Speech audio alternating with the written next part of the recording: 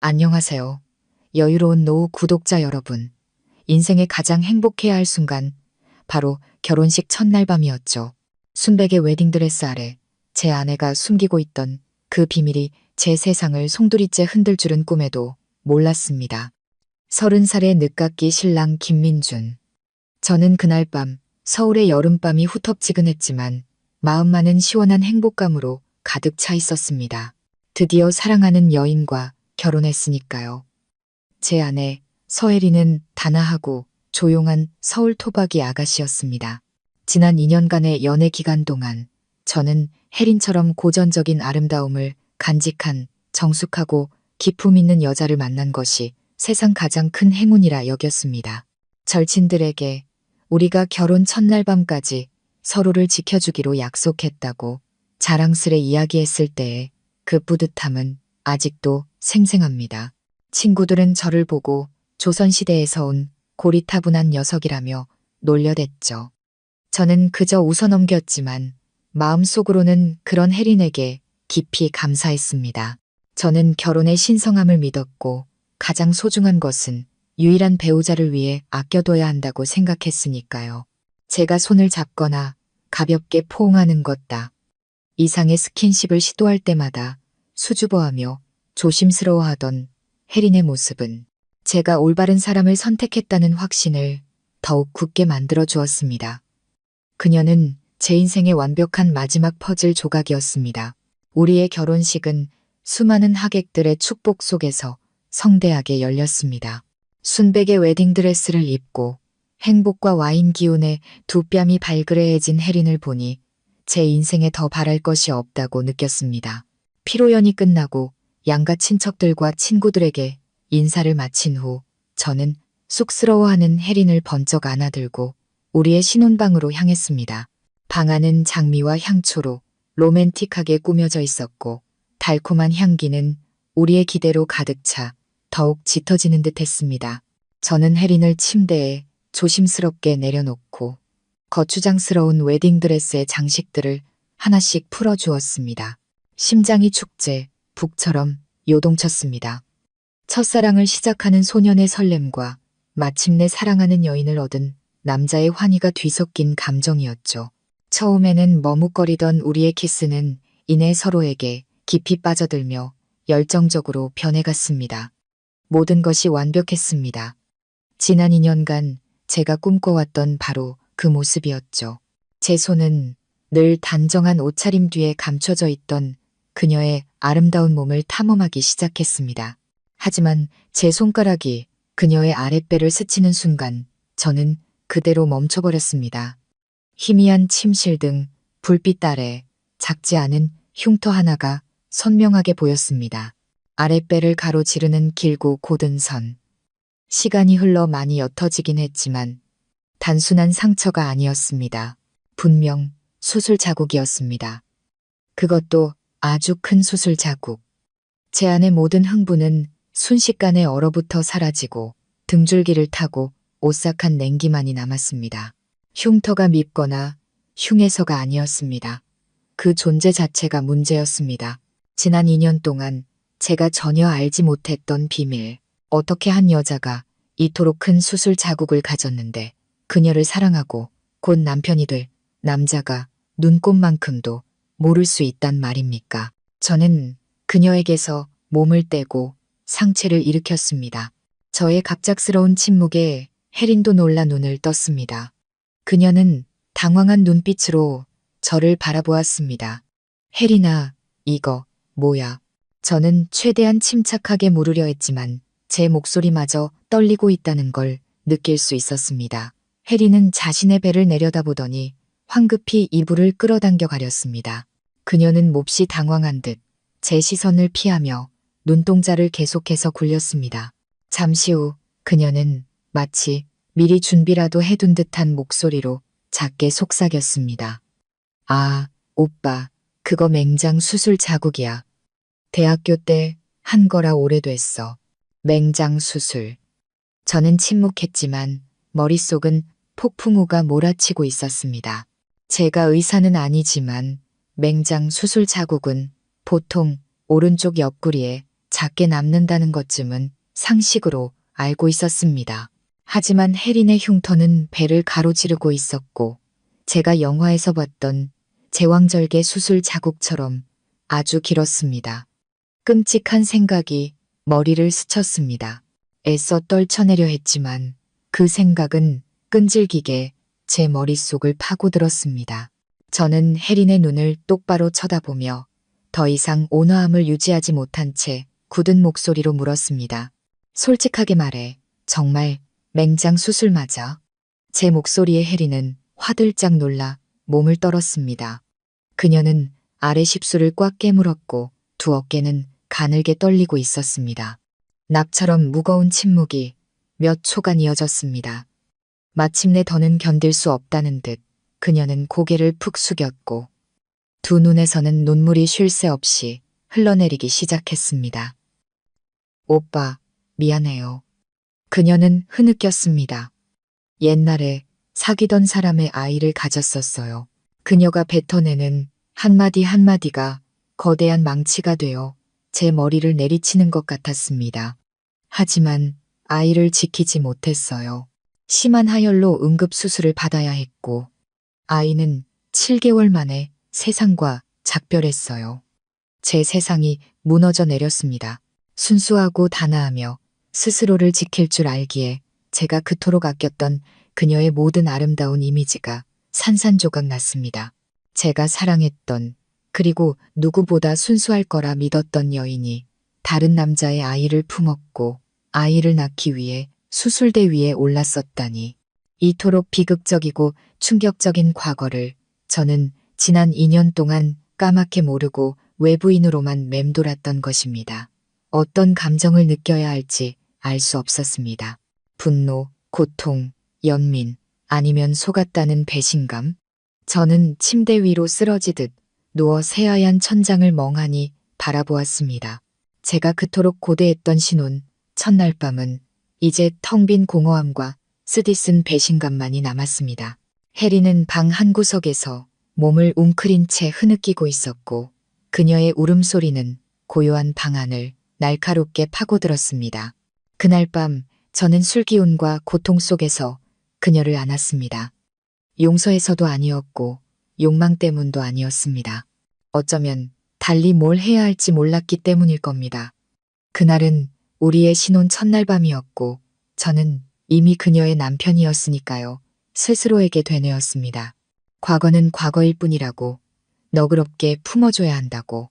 하지만 그건 제 착각이었습니다. 다음날 아침 창문으로 쏟아져 들어오는 햇살은 우리 신혼방의 어두운 분위기와는 대조적으로 눈부시게 맑았습니다. 저는 깨질 듯한 두통과 함께 잠에서 깼습니다. 어젯밤의 술 때문만은 아니었죠. 혜리는 침대에 없었습니다. 부엌에서 작게 달그락거리는 소리가 들려왔고 저는 티셔츠를 급히 걸치고 아래층으로 내려갔습니다. 혜리는 두 사람의 첫 아침 식사를 준비하고 있었습니다. 편안한 홈웨어를 입고 머리를 단정하게 묶은 모습이었습니다. 제 발소리를 들은 그녀는 돌아보며 어색한 미소를 지었습니다. 눈은 퉁퉁 부어 있었죠. 일어났어. 속 쓰릴까봐 전복죽 좀 끓였어. 좀 먹고 힘내. 저는 대답 없이 식탁에 조용히 앉았습니다.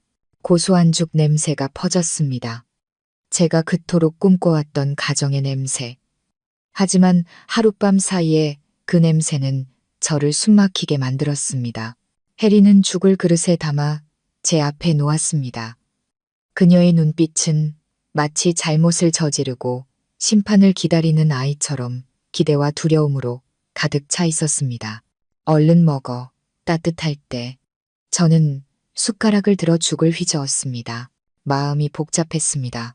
한편으로는 소리치고 싶었습니다. 왜 하필 나였냐고, 왜 침묵을 선택했냐고, 이 사실을 알게 될 내 기분은 한 번이라도 생각해봤냐고. 하지만 그녀의 가여운 모습을 보니 다른 한편으로는 마음이 무겁게 가라앉았습니다. 그녀는 아이를 잃었습니다. 한 여자에게 그것은 너무나 큰 고통이었을 테니까요. 언제적 일이야? 저는 그녀를 보지 않은 채 잠긴 목소리로 물었습니다. 혜리는 움찔하며 맞은편 의자에 앉아 두 손을 무릎 위에 모았습니다. 벌써 4년 가까이 됐어. 오빠, 4년. 우리가 만나기 불과 1년 전의 일이었습니다. 심장이 다시 한번 옥신거렸습니다. 그 남자는 누구였을까? 왜 헤어졌을까? 왜 그녀가 홀로 그 비극을 감당하게 내버려뒀을까? 수만 가지 질문이 머릿속을 헤집었습니다. 그 남자, 누구야? 해리는 고개를 더 깊이 숙였습니다. 대학교 때 만났던 첫사랑이었어. 정말 서로 많이 사랑했었어. 그런데 내가 임신한 걸 알고 나서 그 사람이 변하기 시작했어. 집안의 반대도 너무 심했고 결국 내가 응급수술을 받게 됐을 때 그 사람은 병원에 오지도 않았어. 퇴원하고 나니 이별을 통보하더라. 온전하지 못한 여자, 자기 아이조차 지키지 못한 여자와는 함께할 수 없다고 혜린의 이야기는 한편의 비극 드라마 같았습니다. 아이를 잃고 사랑하는 사람에게 버림받은 어린 여자의 모습이 그려졌습니다. 그 고통이 얼마나 끔찍했을지 제 아내 연민이 고개를 들었습니다. 그녀가 불쌍했지만 속았다는 느낌은 여전히 심장에 박힌 큰 가시처럼 빠지지 않았습니다. 왜 나한테 말 안 했어? 저는 마침내 가장 중요한 질문을 던졌습니다. 지난 2년 동안 왜 단 한 번도 솔직하게 털어놓을 기회를 만들지 않았어? 혜리는 고개를 들어 다시 눈물을 쏟아냈습니다. 무서웠어. 너무 무서웠어. 오빠. 오빠도 그 사람처럼 날 경멸하고 버릴까봐. 난 이미 모든 걸 한 번 잃어봤잖아.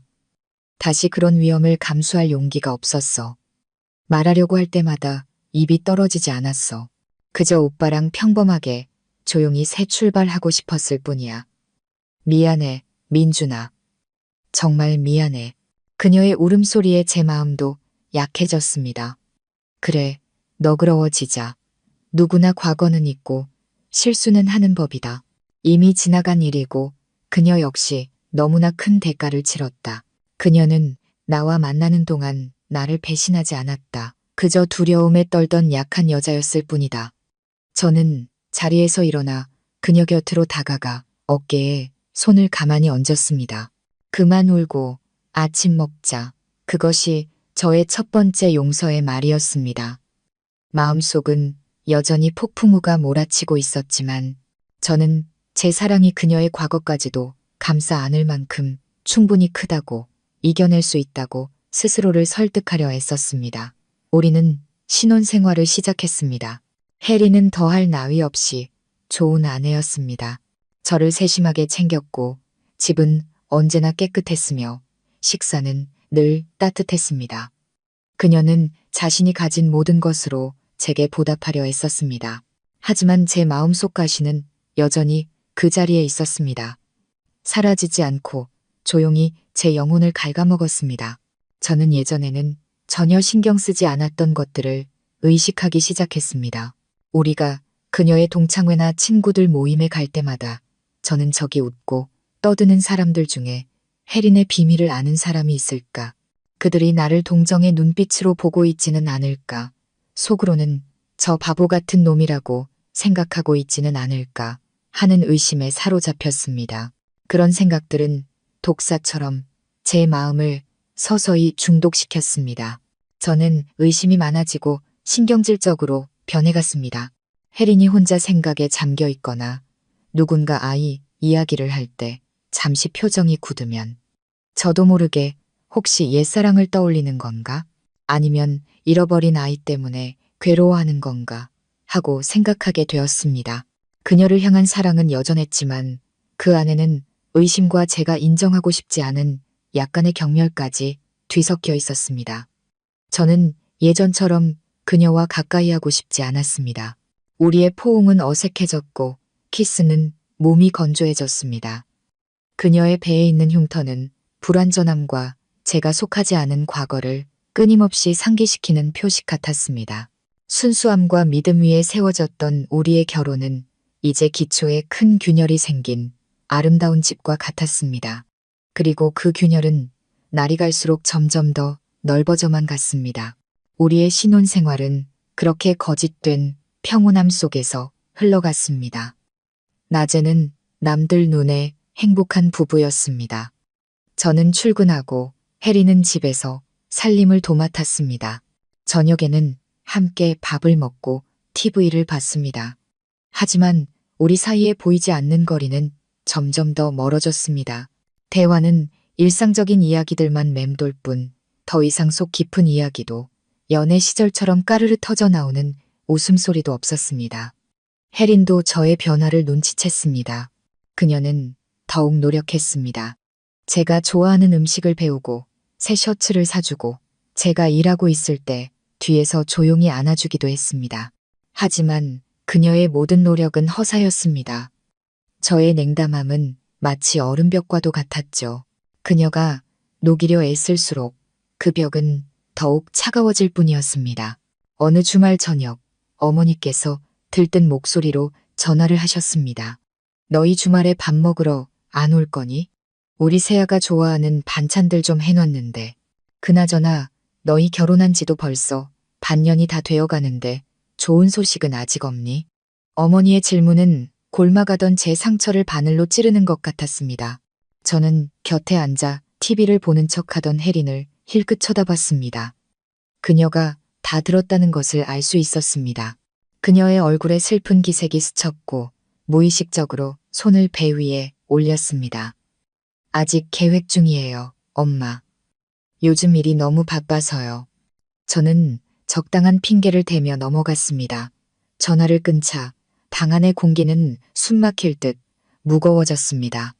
우리도 이제 아기 가질까, 오빠? 혜린이 희망 가득한 목소리로 조심스럽게 물었습니다. 저는 한참 동안 침묵했습니다. 아기.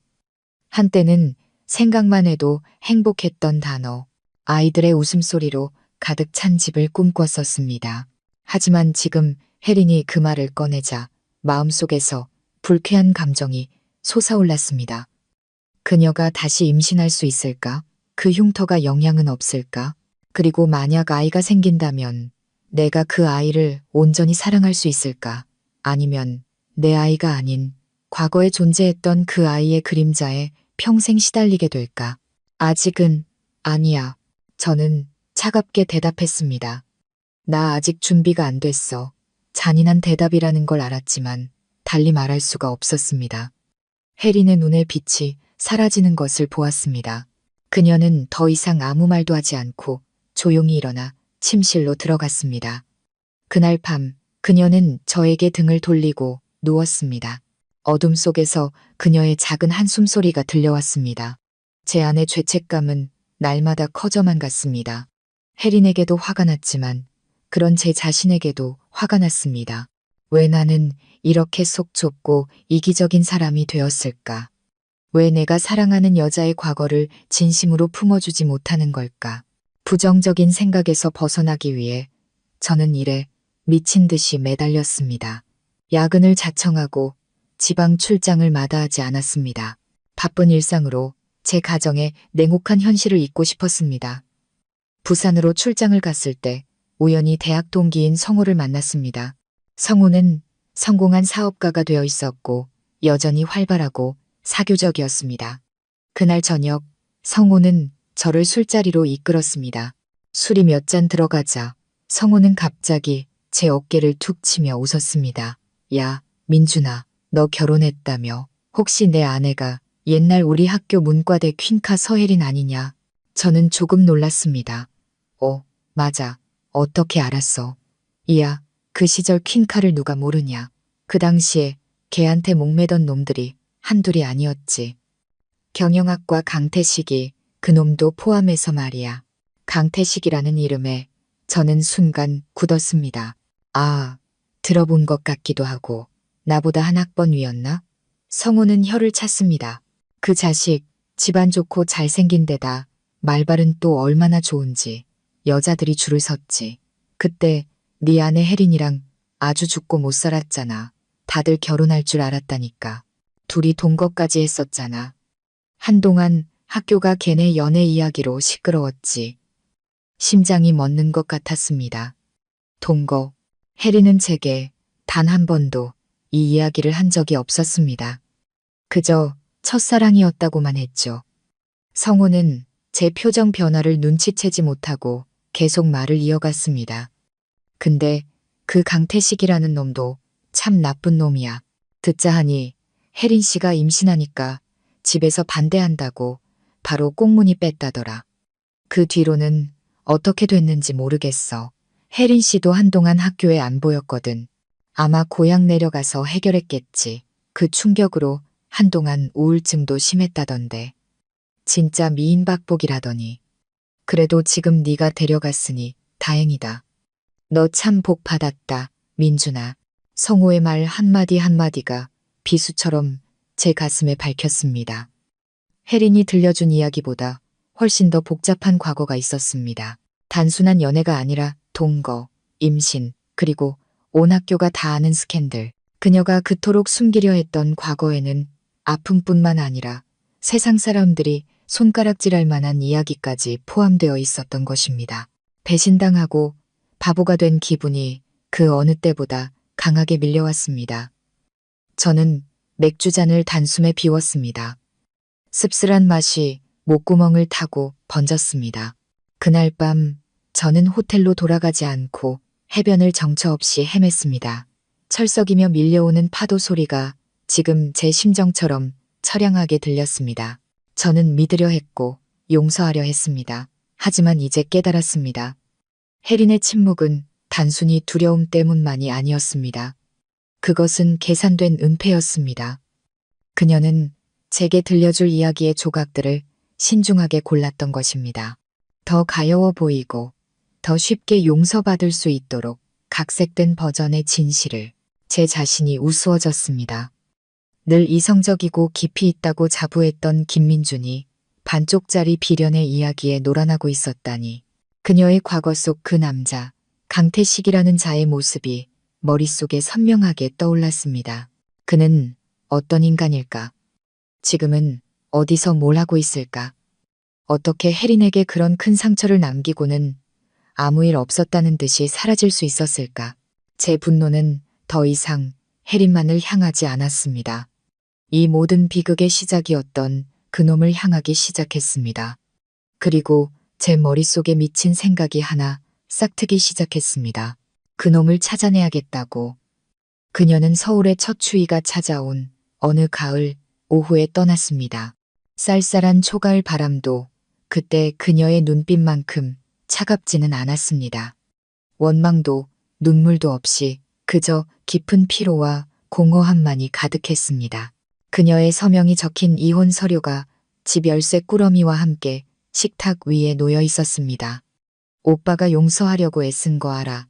하지만 잊을 수는 없겠지. 나도 마찬가지야. 오빠에게 짐이 되고 죄책감을 안겨주는 존재로 평생 살 수는 없어.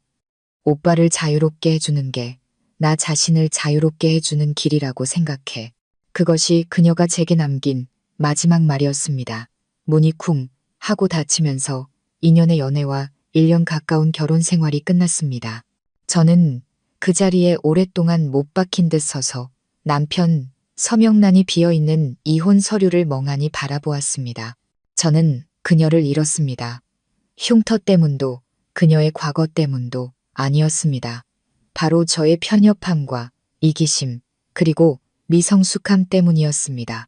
혜린이 떠난 후 집은 무서울 정도로 텅 비었습니다. 구석구석 그녀의 흔적이 남아 있었습니다.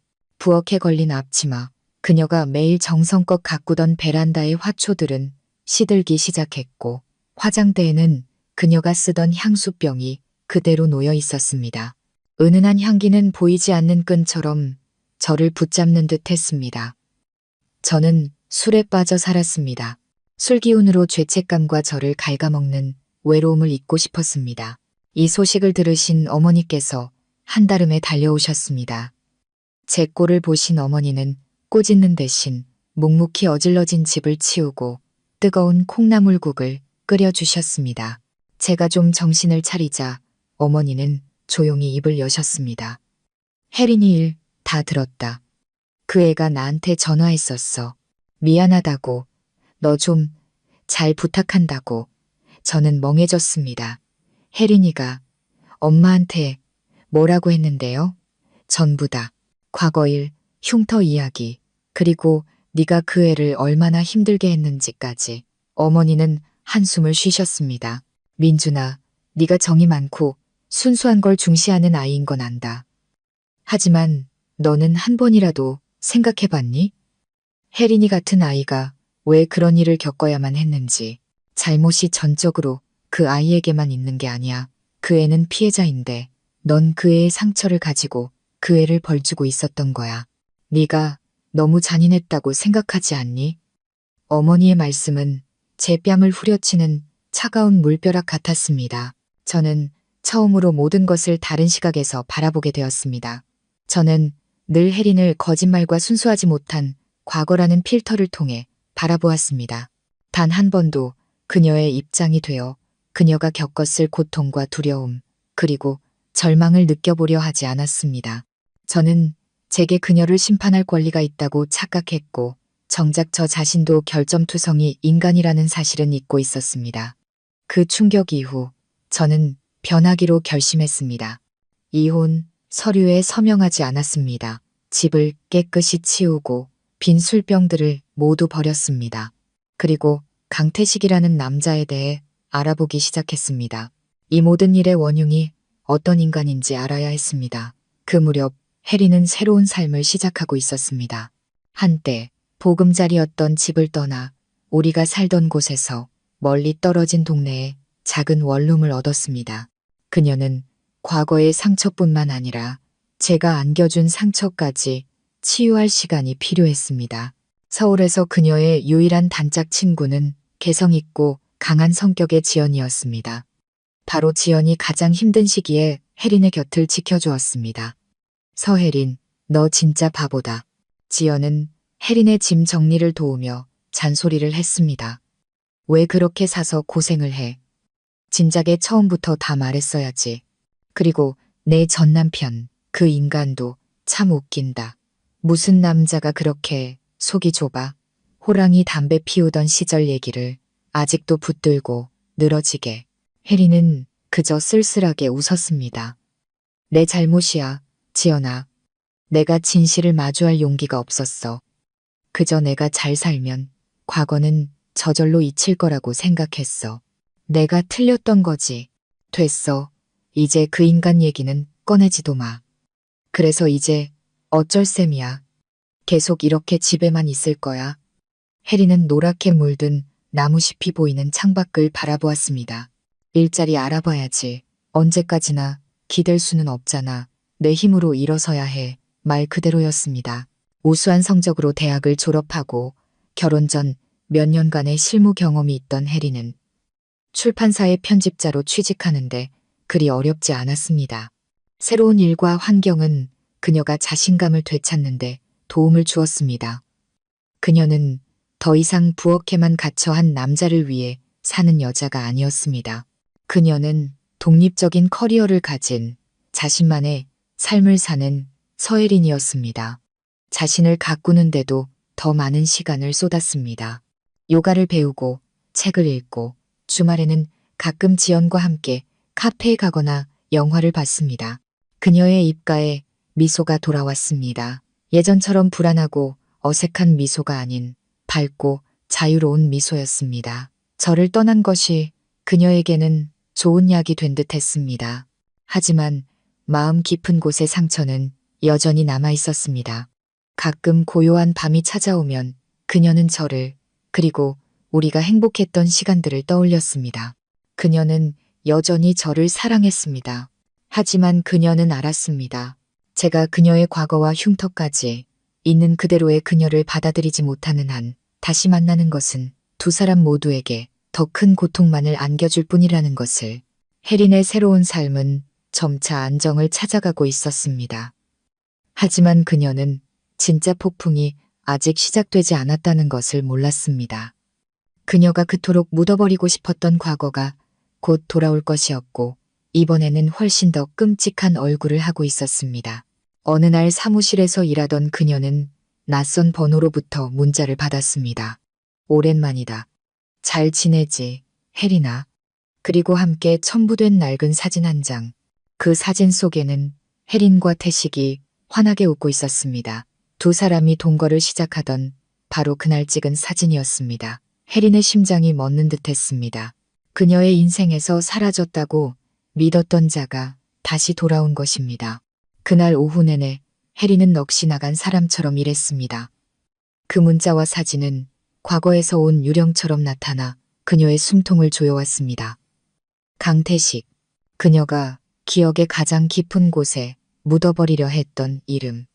이제 막 평화를 되찾기 시작한 그녀의 삶을 또다시 뒤흔들고 있었습니다. 왜 하필 지금일까? 거의 5년 동안 아무 소식 없다가 왜 이제 와서 나타난 걸까? 원하는 게 뭘까?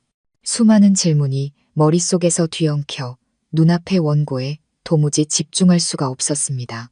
퇴근 시간이 되었지만 그녀는 바로 집으로 갈 용기가 나지 않았습니다. 보이지 않는 공포가 그녀를 감쌌습니다. 그가 저 아래 붐비는 인파 속 어딘가에서 자신을 지켜보고 있을 것만 같았습니다. 그녀는 작은 카페에 들어가 구석진 자리에 앉아 지연에게 전화를 걸었습니다. 지연아, 나 큰일 났어. 혜린의 목소리는 떨리고 있었습니다. 왜 그래? 또 그 전 남편이야. 지연이 다그쳐 물었습니다. 아니, 그보다 더 최악이야. 태식이, 강태식이 나한테 연락했어. 전화기 저편에서 몇 초간 침묵이 흐른 뒤 지연의 목소리가 싸늘하게 굳었습니다. 그 미친놈이? 내 번호는 어떻게 알고? 뭘 원한대? 몰라. 문자로 옛날 사진을 보냈어. 너무 무서워. 지연아. 무섭긴 뭐가 무서워. 너랑 그놈 이제 아무 사이도 아니잖아. 당장 차단해. 못 본 척해. 그런 인간 때문에 네가 신경 쓸 가치도 없어. 지연은 명령하듯 말했습니다. 친구의 단호함에 혜리는 어느 정도 안정을 되찾았습니다. 내 말이 맞는 것 같아. 혜리는 대답했지만 마음은 여전히 불안했습니다. 그녀는 강태식을 알았습니다. 그는 목적을 달성하기 전까지는 쉽게 포기하는 사람이 아니었습니다. 원룸에 돌아온 혜리는 문을 걸어 잠그고 커튼을 쳤지만 불안감은 사라지지 않았습니다. 그녀는 지연의 말대로 낯선 번호를 차단했지만 그 행동이 감시당하고 있다는 느낌을 지워주지는 못했습니다. 밤새 뒤척이며 잠을 이루지 못했습니다. 태식의 모습, 그의 오만함이 가득한 비웃음, 그리고 그 끔찍했던 날의 기억이 다시 떠올라 그녀를 괴롭혔습니다. 다음 날 아침 그녀는 아무렇지 않은 척 회사로 출근했습니다. 지연의 말이 맞다고 그냥 무시하면 그가 저절로 사라질 거라고 스스로에게 되뇌었습니다. 하지만 그녀는 틀렸습니다. 점심시간 동료들과 식사하러 가려던 참에 배달원 한 명이 그녀의 책상으로 새빨간 장미꽃다발을 가져왔습니다. 모두가 감탄하며 그녀를 짓궂게 놀렸습니다. 혜리는 그대로 얼어붙었습니다. 카드를 보지 않아도 누구인지 알 수 있었습니다. 떨리는 손으로 카드를 열자 익숙한 필체의 글씨가 눈에 들어왔습니다. 장미는 여전히 너한테 잘 어울리네. 맞은편 카페에 있어. 잠깐 얼굴 좀 볼 수 있을까? 태식 혜린의 심장이 미친 듯이 뛰었습니다. 사무실 유리창 너머를 보니 그가 길 건너편 카페에 앉아 있었습니다. 그는 멋진 정장을 차려입고 머리를 단정하게 빗어 넘긴 채 여유롭게 커피를 마시고 있었습니다. 그의 시선은 정확히 그녀를 향해 있었고 입가에는 한때 그녀가 사랑했고 지금은 뼛속까지 증오하는 그 미소가 걸려 있었습니다. 그가 그녀의 직장을 알아낸 것입니다. 더 이상 피할 곳은 없었습니다. 여기서 소란을 피우게 둘 수는 없었습니다. 다들 먼저 식사하세요. 저 급한 일이 좀 생겨서요. 혜리는 동료들에게 말하고는 서둘러 사무실을 나섰습니다. 용기를 내기 위해 심호흡을 한번 하고 그녀는 길을 건너 태식이 앉아있는 곳으로 향했습니다. 과거의 망령, 마침내 그녀는 그것과 마주해야만 했습니다. 도시의 다른 한편에서 민준 역시 과거와 마주하기 위한 여정을 시작하고 있었습니다. 하지만 그것은 그의 아내의 과거였죠.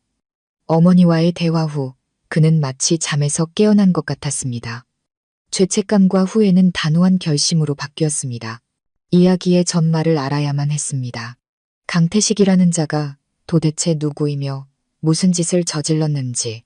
그는 첫 번째 정보를 주었던 옛 친구 성호에게서부터 시작했습니다. 그는 성호에게 전화를 걸어 아무렇지 않은 척 안부를 물었습니다. 성호야, 어디야? 저번에 부산에서 너무 급하게 헤어져서 아쉬웠네. 혹시 너 그 강태식이란 놈 친구들이랑 아직 연락하는 사람 있어? 성호는 전화기 너머로 껄껄 웃었습니다. 뭐야, 갑자기 그 자식은 왜? 설마 아내, 옛 남자친구랑 경쟁이라도 하려고? 아니, 그냥 좀 궁금해서. 집사람이 가끔 옛날 이야기를 하는데 나는 아는 게 하나도 없으니까 좀 그렇더라고. 민주는 최대한 자연스럽게 둘러댔습니다. 성호는 그의 말을 믿는 듯 했습니다. 강태식? 걔 지금도 아버지 부동산 회사에서 일할걸. 여전히 돈지랄하면서 여자들 끼고 놀겠지 뭐. 근데 성호는 말을 흐렸습니다.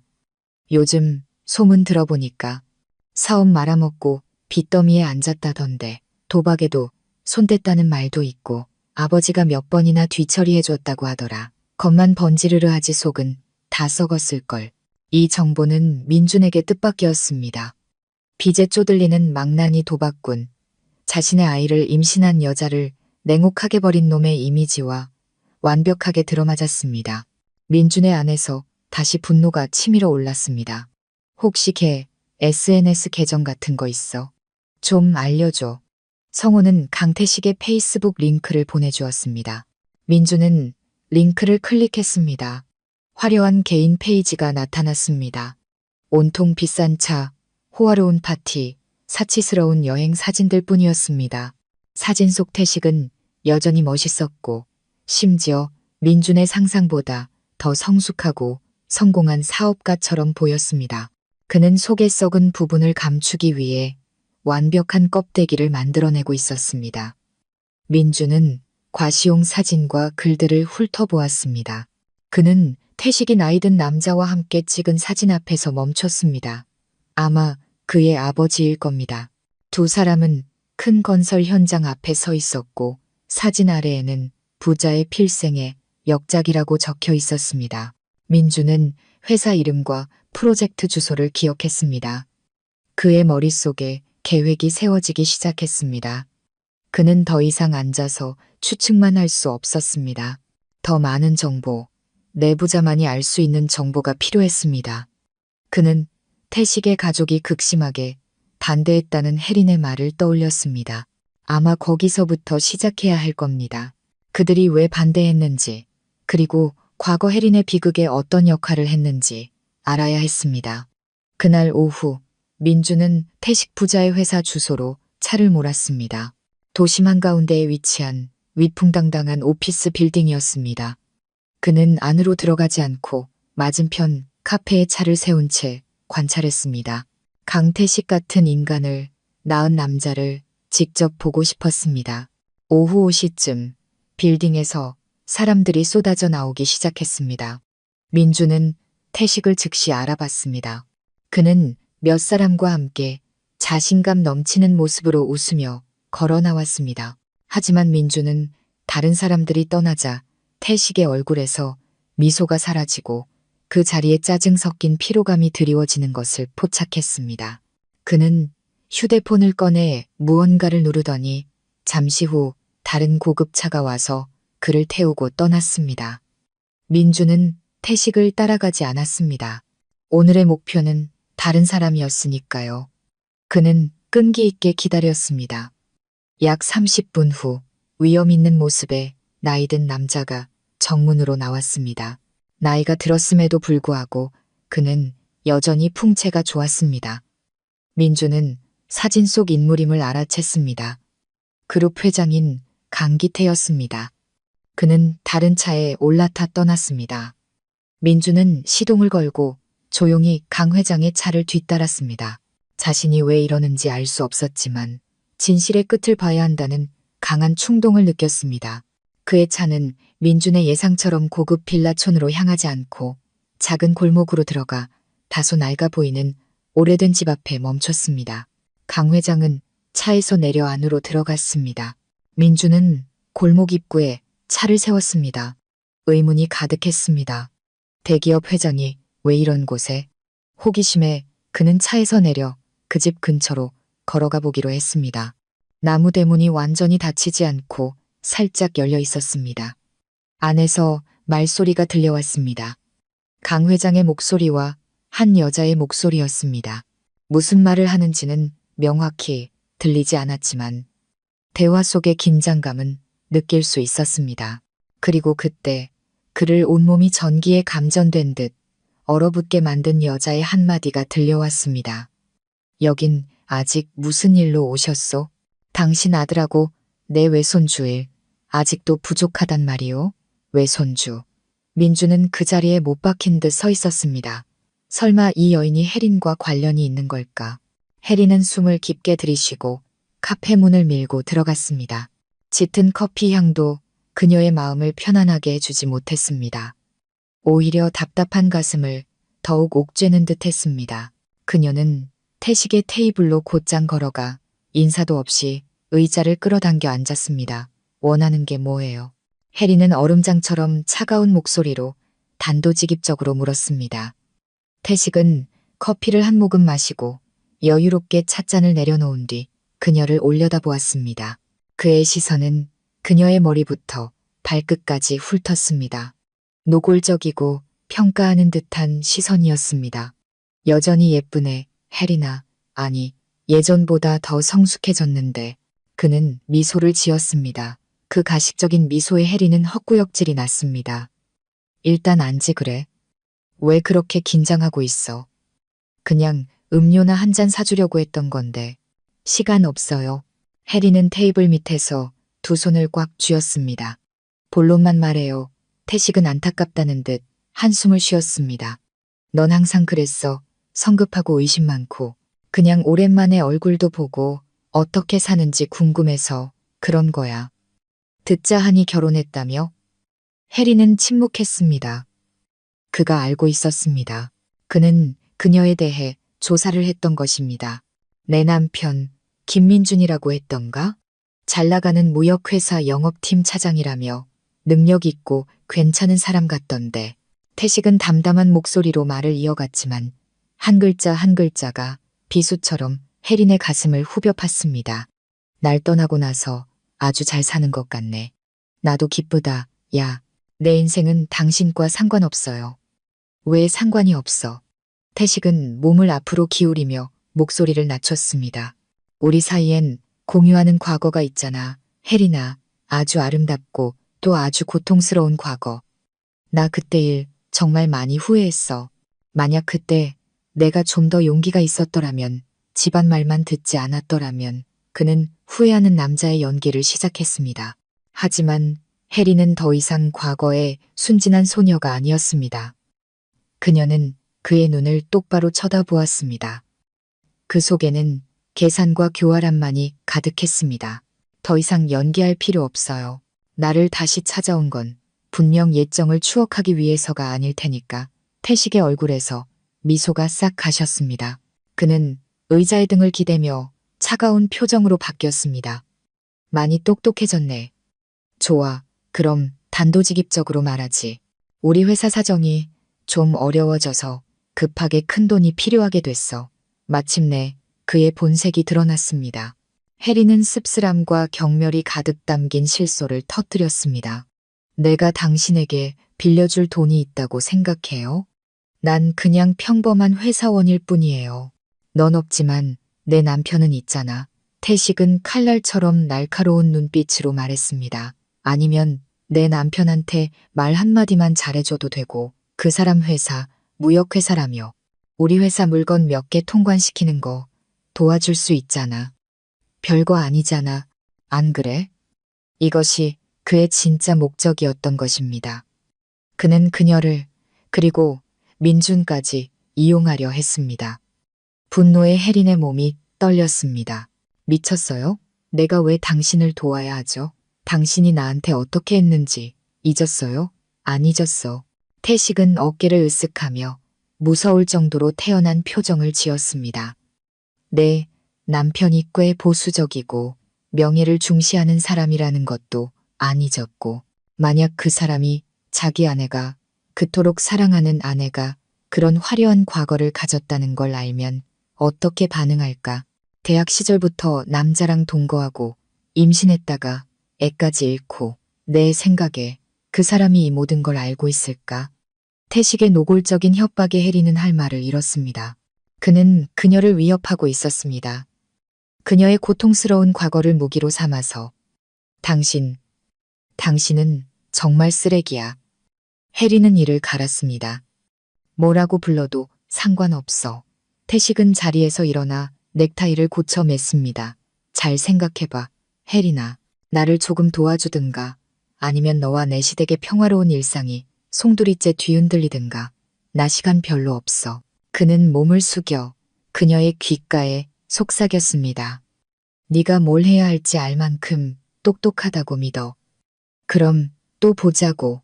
그 말을 남기고 그는 떠났습니다. 붐비는 카페 한가운데 혜린만이 망연자실한 채 홀로 남았습니다. 치욕감과 분노, 그리고 공포가 그녀를 덮쳤습니다. 그녀가 힘들게 다시 쌓아올린 세상이 언제라도 무너질 위기에 처한 것입니다. 그녀는 또다시 그의 덫에 빠져버렸습니다. 5년 전보다 훨씬 더 잔인한 덫에 낡은 집안, 나이든 여인의 말이 민준의 귓가에 계속 맴돌았습니다. 내 외손주. 그는 대문 밖에서 넋이 나간 채 서서 모든 조각을 맞추려 했었습니다. 이 여인은 누구일까? 왜 태식의 아버지가 여기에 온 걸까? 그리고 그녀가 말한 외손주는 설마 혜린이 잃었던 그 아이. 등골을 타고 차가운 생각이 흘렀습니다. 만약 그렇다면 이 여인은 그 아이의 외할머니, 즉 혜린의 어머니였습니다. 하지만 혜린은 부모님이 시골에 계시고 건강이 안 좋으셔서 서울에 오기 힘드시다고 말했었습니다. 왜 그녀의 어머니가 여기에 남편인 자신조차 전혀 모르는 집에 계신 걸까? 민주는 자신이 끔찍한 비밀, 혜린이 임신 사실보다도 더 필사적으로 숨기려 했던 비밀을 가까워지고 있음을 느꼈습니다. 그는 안으로 들어가지도 떠나지도 않고 그저 큰 나무 뒤에 숨어 기다렸습니다. 안에서의 대화는 끝난 듯 했습니다. 강 회장이 무겁고 환한 표정으로 걸어 나왔습니다. 그는 차에 올라타 쏜살같이 사라졌습니다. 집 대문은 다시 살짝 닫혔습니다. 민주는 잠시 망설이다가 초인종을 누르기로 결심했습니다. 모든 것을 명확히 해야만 했습니다. 잠시 후 대문이 삐걱거리며 열렸습니다.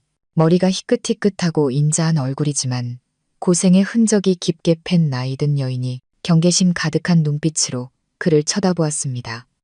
누구신데? 민주는 당황했습니다. 어디서부터 말을 시작해야 할지 몰랐습니다. 갑자기 죄송합니다. 저는 서혜린 씨 친구입니다. 혜린의 이름을 듣자 여인의 눈에 놀라움이 스쳤다가 이내 경계심으로 바뀌었습니다. 혜린이는 여기 없는데 무슨 일로 찾으시오? 네, 알고 있습니다. 저는 혜린이 남편입니다. 민주는 사실을 말하기로 했습니다. 여인은 그대로 굳었습니다. 그녀는 민준을 머리부터 발끝까지 훑어보았습니다. 그 눈빛에는 고통, 원망, 그리고 약간의 연민까지 복잡하게 섞여 있었습니다. 당신이 민준 군? 네, 맞습니다. 그녀는 깊은 한숨을 내쉬었습니다. 들어오게. 민주는 안으로 들어섰습니다. 집은 크지 않았지만 아주 깨끗하고 정돈되어 있었습니다. 거실 중앙의 제사상에는 꽤 낯익은 얼굴의 남자 사진이 놓여 있었습니다. 민주는 사진 속 남자가 혜린과 많이 닮았다는 것을 깨달았습니다. 그녀의 아버지일 겁니다. 그는 고개를 숙여 향을 하나 피웠습니다. 우리의 아빠는 6년 전에 지병으로 떠났어. 혜린의 어머니가 입을 열었습니다. 그녀의 목소리는 낮고 슬펐습니다. 그 후로는 우리 모녀 둘이서 의지하며 살았지. 죄송합니다. 혜린이는 한 번도 제게 이 이야기를. 민주는 가슴이 미어지는 것을 느꼈습니다. 그는 그녀와 1년 가까이 살았지만 그녀의 아버지가 돌아가셨다는 사실조차 까맣게 모르고 있었던 것입니다. 그녀는 민준에게 앉으라 권하고 따뜻한 차를 한 잔 따라주었습니다. 말 안 한 게 당연하지. 그 애는 두려웠을 테니까. 홀어머니 밑에서 자랐다고 사람들이 무시할까봐. 그녀는 민준의 눈을 똑바로 쳐다보았습니다. 자네가 여기까지 온 건 그 강태식이란 놈 때문이겠지. 민준은 고개를 끄덕였습니다. 몇 가지는 알게 되었지만 아직도 제가 모르는 무언가가 있는 것 같습니다. 혜린의 어머니는 오랫동안 침묵했습니다. 그녀의 눈은 먼 곳을 응시했고 마치 내면에서 큰 갈등을 겪고 있는 듯했습니다. 마침내 그녀는 입을 열었습니다. 그녀의 한마디 한마디는 칼날 같았습니다. 자네, 우리 혜린이가 왜 하혈을 하고 응급수술을 받아야 했는지 아나? 혜린이는 그게 사고였다고 했겠지. 사고? 그녀는 씁쓸하게 웃었습니다. 그건 사고가 아니었어. 그날 강태식이란 놈이 도박으로 큰 돈을 잃었어. 그리고는 집에 와서 혜린이한테 아이를 위해 모아둔 적금을 내놓으라고 윽박질렀지. 우리 딸이 거절하자 둘이 크게 다퉜고 그놈이 실랑이 중에 혜린이를 밀어버렸어. 우리 딸은 그대로 계단에서 굴러떨어졌지. 민주는 귀가 먹먹해지고 세상이 흔들리는 것 같았습니다. 밀었다고? 그놈이 그녀를, 그 쓰레기 같은 놈은 피를 흘리는 우리 딸을 보고는 겁이 나서 그대로 도망쳐버렸어. 다행히 이웃 사람이 비명소리를 듣고 구급차를 불러줘서 목숨은 건졌지. 혜린의 어머니는 몸을 떨며 눈물을 흘렸습니다. 내가 시골에서 소식 듣고 달려왔을 때 우리 딸은 이미 중환자실에 누워 있었어. 아이는 지키지 못했고 의사 말로는 엄마라도 살린 게 천만다행이라고 하더군. 퇴원 후에 우리 딸은 한동안 심한 우울증을 앓았어. 아무도 만나려 하지 않고 말도 하지 않았지. 강태식 그놈과 그 집안이 내 활발하고 사랑스럽던 딸을 그렇게 평생 두려움에 떠는 사람으로 만들어버린 거야. 민주는 망연자실한 채 앉아 있었습니다. 주먹을 너무 꽉 쥐어 손가락 마디가 하얗게 질렸습니다. 참을 수 없는 분노가 치밀어 올랐습니다. 이것은 더 이상 나쁜 남자친구, 비겁한 놈의 이야기가 아니었습니다. 이것은 혜린의 인생을 망가뜨리고 자신의 아이를 간접적으로 죽인 범죄자의 이야기였습니다. 그런데 왜 혜린이는 그를 고소하지 않았나요? 민준이 쉰 목소리로 물었습니다. 고소? 혜린의 어머니는 고개를 저었습니다. 강태식과 그 집안이 나를 찾아왔어. 합의금이라며 돈다발을 내밀더군. 그리고 조용히 입을 다물라고 했지. 만약 일을 크게 만들면 우리 혜린이가 미혼모 소문나서 평생 고개도 못 들고 살게 될 거라고 협박했어. 나는 그때 딸 걱정에 정신이 없어서 그저 모든 일이 빨리 끝나기만을 바라는 마음에 동의하고 말았지. 돈과 협박으로 이루어진 더러운 합의. 민주는 벌떡 일어섰습니다. 머릿속에는 단 하나의 생각만이 남았습니다. 이제 모든 것을 이해했습니다. 왜 혜린이 그토록 두려워했고 왜 모든 것을 숨겨야만 했는지. 그녀의 과거에는 아픔뿐만 아니라 극심한 불공정과 치욕까지 담겨 있었던 것입니다. 그는 혜린의 어머니에게 고개를 숙였습니다. 어머님, 진실을 알려주셔서 감사합니다. 이제 걱정 마십시오. 더 이상 혜린이가 혼자 고통받게 두지 않겠습니다. 그 집을 나온 민주는 차를 몰아 곧장 어딘가로 향했습니다. 하늘은 이미 캄캄해졌습니다. 가로등 불빛이 그의 분노와 결심으로 가득 찬 얼굴 위로 스쳐 지나갔습니다. 그는 휴대폰을 꺼내 저장해 두었던 태식의 번호를 눌렀습니다. 전화기 저편에서 잠결에 깬 듯 짜증 섞인 목소리가 들려왔습니다. 누구세요? 강태식. 민준이 으르렁거리듯 말했습니다. 맞는데. 넌 누구야? 나는 서혜린 남편이다. 민준이 말했습니다. 한 글자, 한 글자가 이를 악문 사이로 새어나왔습니다.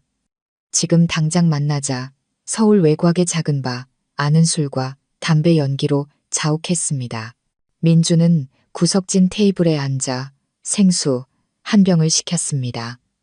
곧 닥쳐올 상황을 위해 그는 냉정한 머리가 필요했습니다. 그의 마음은 폭풍 전야의 호수처럼 고요했습니다. 그 고요함은 극도로 억눌린 분노로 만들어진 것이었습니다. 30분쯤 지나서야 태식이 나타났습니다. 그는 험상궂어 보이는 부하 2명을 데리고 왔습니다. 민준이 혼자 있는 것을 본 태식은 비웃음을 흘리며 부하들에게는 근처 테이블에 앉으라고 손짓했습니다. 그리고는 거들먹거리며 민준에게 다가왔습니다. 아주 으슥한 데를 잡았네. 태식은 의자를 끌어당겨 앉아 다리를 꼬았습니다. 나를 부른 이유가 뭐냐? 질투라도 하는 건가? 주먹으로 해결이라도 해보시겠다? 민준은 대답 없이 태식의 눈을 쏘아보았습니다.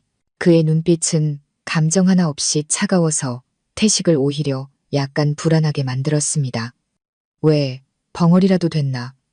태식은 헛기침을 하며 자신감을 되찾으려 애썼습니다. 어디 한번 맞춰볼까? 네, 마누라가 집에 가서 훌쩍거리면서 일러 바치니까 열받아서 영웅이라도 돼보려고 나온 거냐? 남자들이란 참 질투 따위 안 해. 민준이 말을 끊었습니다. 그의 목소리는 낮고 분명했습니다.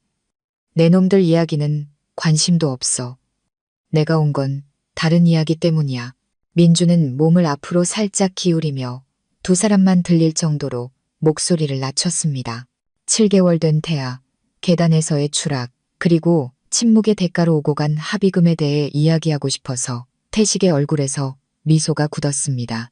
자신만만하던 표정은 사라지고 그 자리에는 당혹감과 눈뒤에 스치는 공포가 자리 잡았습니다. 그는 민준이 이 사실을 알 거라고는 상상도 못했습니다. 너 지금 무슨 헛소리를 하는 거야? 그는 더듬거리며 발뺌하려 했습니다. 내 마누라가 지어낸 이야기라고. 혜린이 어머님께서 모든 걸 말씀해 주셨다. 민준의 말 한마디 한마디가 태식의 허술한 부정을 깨부수는 망치 같았습니다.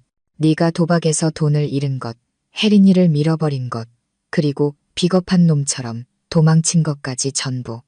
더 자세히 이야기해 줄까? 태식의 얼굴이 새하얗게 질렸습니다. 그는 더 이상 부인할 수 없다는 것을 알았습니다. 공포는 이내 궁지에 몰린 짐승에 미친 분노로 바뀌었습니다. 그래서 뭐. 그는 예의 따위는 집어던지고 소리쳤습니다. 그 멍청한 년이 지가 알아서 넘어진 거야. 네가 뭘 안다고 짓거려. 넌 그냥 내가 쓰다 버린 엑스이나 주워먹는 놈일 뿐이야. 퍽. 민주는 더 이상 말하지 않았습니다. 그는 벌떡 일어나 분노가 실린 주먹을 태식의 얼굴에 그대로 꽂아 넣었습니다. 그 주먹에는 혜린을 대신해 느꼈던 모든 분노, 억울함, 그리고 고통이 담겨 있었습니다. 태식은 반응할 틈도 없이 의자에서 나뒹굴었고 코에서 피가 터져 나왔습니다. 태식의 부하들이 그 광경을 보고 즉시 달려들었지만 민주는 조금도 흔들리지 않았습니다. 이미 각오하고 온 싸움이었습니다. 난투극은 순식간에 벌어졌고 바의 매니저와 보안 요원들이 재빨리 그들을 떼어놓았습니다. 부하들의 부축을 받으며 일어선 태식은 한 손으로 얼굴을 감싸고 다른 한 손으로 민준을 가리켰습니다. 그의 눈에는 살기가 번뜩였습니다. 잘했다, 김민준. 오늘 일 반드시 후회하게 만들어주마. 이 개자식. 그는 이를 갈았습니다. 너랑 내 마누라 내가 절대로 가만두지 않을 거야. 그 말을 남기고 그와 무리들은 씩씩거리며 떠났습니다.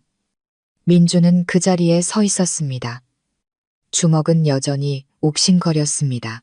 그는 싸움이 이제 막 시작되었음을 알았습니다. 하지만 이번에는 구경만 하지 않을 것입니다. 그가 직접 자신의 여자를 지키기 위해 싸울 것입니다. 민주는 밤길을 운전했습니다. 오른손은 여전히 욱신거렸습니다. 아드레날린이 가라앉아 이상할 정도로 차분한 평온함이 찾아왔습니다. 그는 방금 날린 주먹을 후회하지 않았습니다. 그것은 그가 해야만 했던 일이었습니다. 하지만 폭력으로는 문제를 해결할 수 없다는 것도 알았습니다.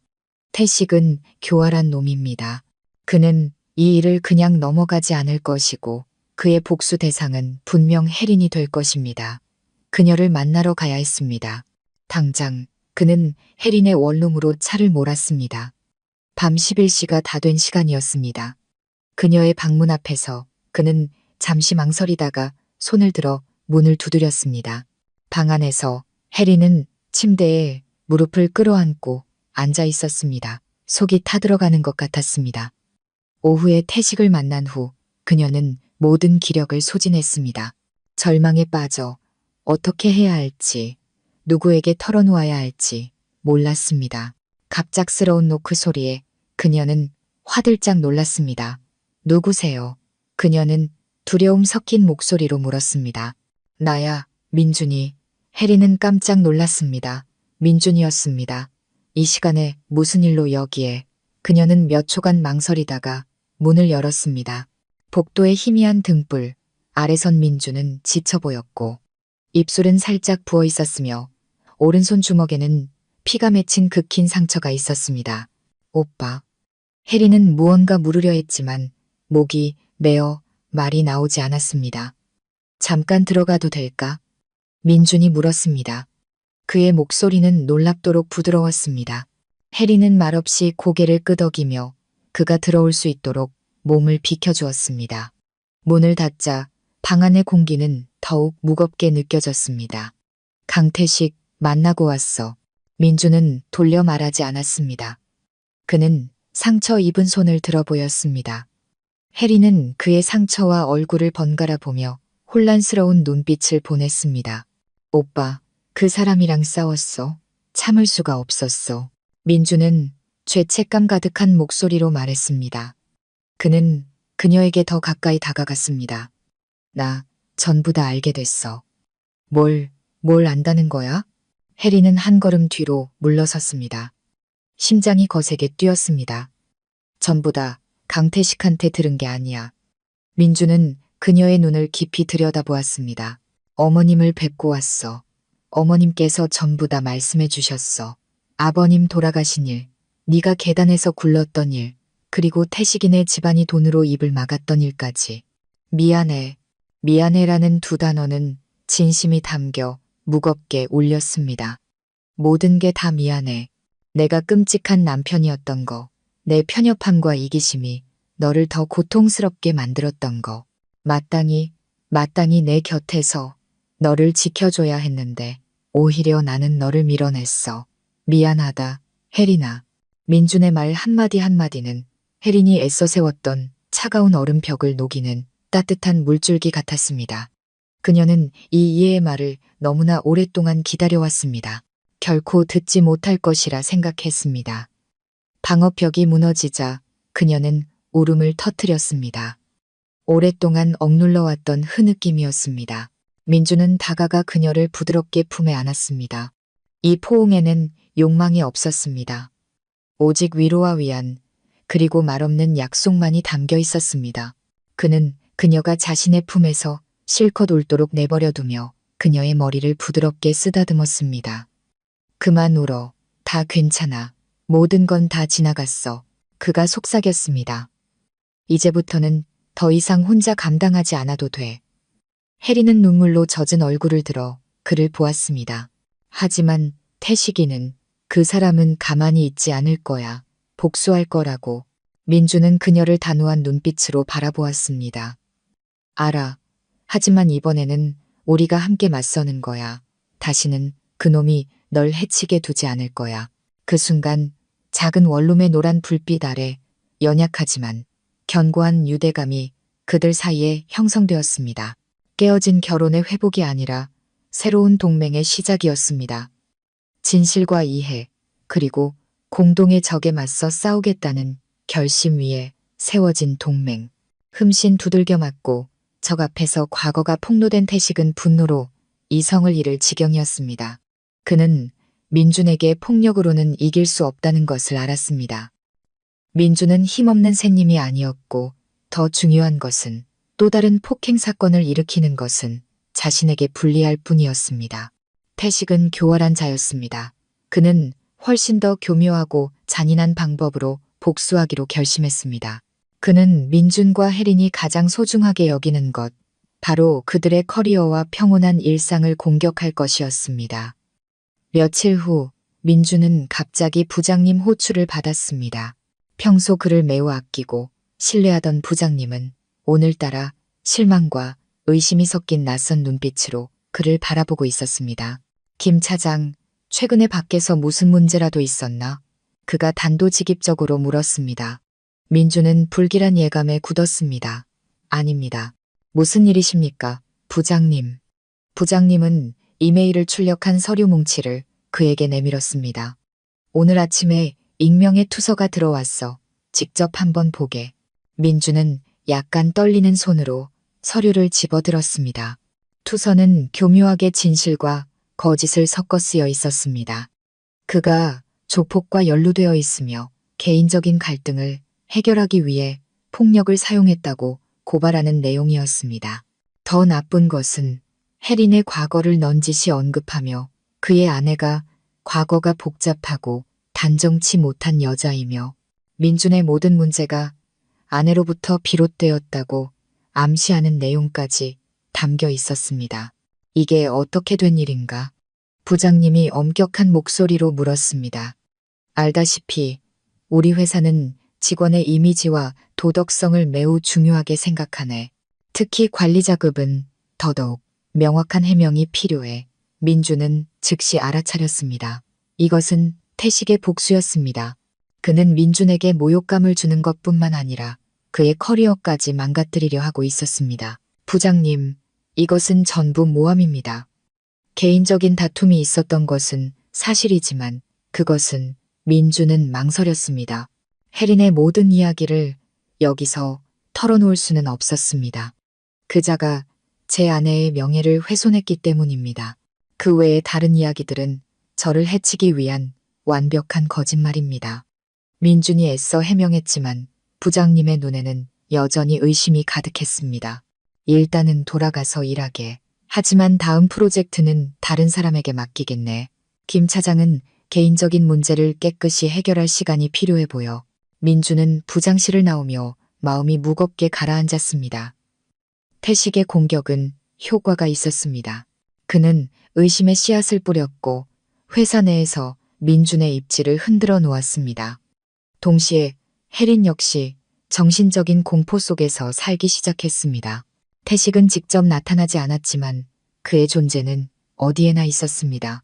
가끔 낯선 번호로 전화가 걸려왔고 전화기 저편에서는 아무 말 없이 끊기기 일쑤였습니다. 퇴근길에는 항상 누군가 자신을 따라오는 듯한 기분이 들었습니다. 절정은 어느 날 저녁 집에 돌아왔을 때였습니다. 방문이 잠겨 있지 않았습니다. 심장이 덜컥 내려앉았습니다. 그녀가 조심스럽게 문을 열고 들어갔을 때 잃어버린 물건은 없었습니다. 하지만 책상 위에는 검은 장미 한 송이가 놓여 있었습니다. 죽음 같은 침묵, 말없는 경고였습니다. 혜리는 너무 놀라 즉시 민준에게 전화했습니다. 그녀는 더 이상 그 방에 혼자 있을 수 없었습니다. 태식의 심리적 공격은 성공했습니다. 그는 그녀의 평화를 깨뜨리고 항상 두려움과 불안 속에서 살게 만들었습니다. 혜린의 전화를 받은 민주는 즉시 달려왔습니다. 책상 위의 검은 장미와 공포에 질린 그녀의 얼굴을 본 그는 다시 한번 분노가 치밀어 올랐습니다. 하지만 분노로는 아무것도 해결할 수 없다는 것을 알았습니다. 그들은 현명하게 행동해야 했습니다. 그는 혜린의 안전을 위해 그녀를 잠시 자신의 어머니 댁으로 데려갔습니다. 모든 이야기를 들은 민준의 어머니는 더 이상 혜린에 대한 어떤 편견도 갖지 않았습니다. 그녀는 혜린을 집으로 맞아들이고 친딸처럼 보살피고 위로해 주었습니다. 바로 이 어려운 시기에 혜린은 비로소 가족의 따뜻한 사랑과 보호를 온전히 느낄 수 있었습니다. 그날 밤 민준과 혜린 그리고 혜린의 친구 지연까지 셋이 함께 모였습니다. 이대로 계속 당하고만 있을 수는 없어. 지연이 테이블을 내리쳤습니다. 당장 경찰에 신고해야 해. 협박, 위협, 주거침입죄야. 민주는 고개를 저었습니다. 신고는 쉽지만 증거가 어디 있겠어. 말없는 전화, 미행당하는 느낌, 심지어 이 검은 장미까지 경찰이 처리하기 힘든 문제들이야. 강태식은 아주 교활해서 명확한 흔적을 남기지 않아. 그럼 그냥 앉아서 당하고만 있으라는 거야. 지연이 분통을 터뜨렸습니다. 아니, 민준이 말했습니다. 그의 눈에 결의가 번뜩였습니다. 당하고만 있지 않을 거야. 반격할 거다. 하지만 우리에게는 증거가 필요해. 그놈을 완전히 무너뜨릴 빼도 박도 못할 증거. 그들은 계획을 세우기 시작했습니다. 첫째, 민준이 말했습니다. 그놈의 모든 행동을 기록해야 해. 혜리나, 지금부터 모든 통화와 문자는 녹음하고 저장해. 내가 내 원룸문 앞에 작은 CCTV를 설치할게. 그놈이나 그놈 부하들의 행동을 현장에서 잡아야 해. 둘째, 그가 말을 이었습니다. 강태식의 가장 큰 약점은 지금 돈 문제와 불법적인 활동이야. 내 친구 성우 말로는 태식이가 빚도 많고 도박에도 손을 댔다고 했어. 이게 바로 그놈의 아킬레스건이야. 우리가 그놈이 도박을 하거나 주최하는 증거를 잡는다면 그놈을 사회에서 매장시킬 수 있어. 하지만 그런 증거를 어떻게 구해? 혜린이 걱정스럽게 물었습니다. 그런 곳은 너무 위험하잖아. 그건 내가 맡을게. 민준이 단호하게 말했습니다. 접근할 방법을 찾아볼 거야. 돈과 시간이 좀 들겠지만 이게 유일한 방법이야. 한 가지 더 있어. 지연이 덧붙였습니다. 강태식한테 당한 사람이 혜린이 하나만은 아닐 거야. 그놈 성격에 분명 적이 많을걸. 다른 피해자들을 찾아볼 수 있어. 목소리가 하나 더 모이면 힘이 더 커지니까. 계획은 명확하게 세워졌습니다. 그들은 더 이상 수동적으로 당하지 않고 주도권을 잡기로 했습니다. 민준과 지연의 지지를 받은 혜리는 더욱 용감해졌습니다. 그녀는 더 이상 두려움에 떠는 피해자가 아니었습니다. 동료들과 함께 정의를 위해 싸우는 전사였습니다. 다음 며칠 동안 민준은 조사를 시작했습니다. 그는 사업상의 인맥을 동원하여 은밀하게 태식의 활동에 대해 알아봤습니다. 이것이 위험한 길이라는 것을 알았지만 혜린을 위해, 가족을 위해 물러설 수 없었습니다. 며칠간의 수소문 끝에 그는 마침내 귀중한 정보를 얻었습니다. 태식이 매주 금요일 밤마다 단골로 드나드는 고급 불법 도박장이 있다는 것이었습니다. 그 주 금요일 밤 민주는 큰 돈을 인출하고 부유한 사업가처럼 차려입은 뒤 정보원이 알려준 주소로 향했습니다. 그곳은 교회에 위치한 담장이 높은 저택이었습니다. 굳게 닫힌 철문 앞에서 민주는 심호흡을 했습니다. 이 문이 열리면 위험하고 복잡한 세계로 발을 들여놓게 될 것이라는 것을 알았습니다. 하지만 이곳에 이 모든 악몽을 끝낼 열쇠가 있었습니다. 사냥은 공식적으로 시작되었습니다. 무거운 철문이 천천히 열리자 값비싼 차 몇 대가 주차된 넓은 마당이 드러났습니다. 민주는 무표정한 경호원의 안내에 따라 차를 안으로 몰았습니다. 저택 내부는 은밀한 외관과는 완전히 다른 세상이었습니다. 공기는 시가 연기, 독한 술 냄새, 그리고 탐욕과 절망의 냄새로 가득했습니다. 짤랑거리는 칩 소리, 이기고 지는 함성 소리, 카드가 부딪히는 소리가 뒤섞여 돈과 죄악의 혼란스러운 교향곡을 만들어내고 있었습니다. 친구에게 빌린 명품 정장을 입고 진짜 사업가처럼 침착한 태도를 유지한 민주는 빠르게 군중 속으로 섞여들었습니다.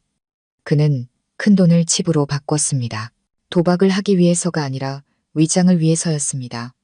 그는 여러 테이블을 어슬렁거리며 목표물을 찾기 위해 재빨리 시선을 움직였습니다. 그리고 마침내 그를 발견했습니다.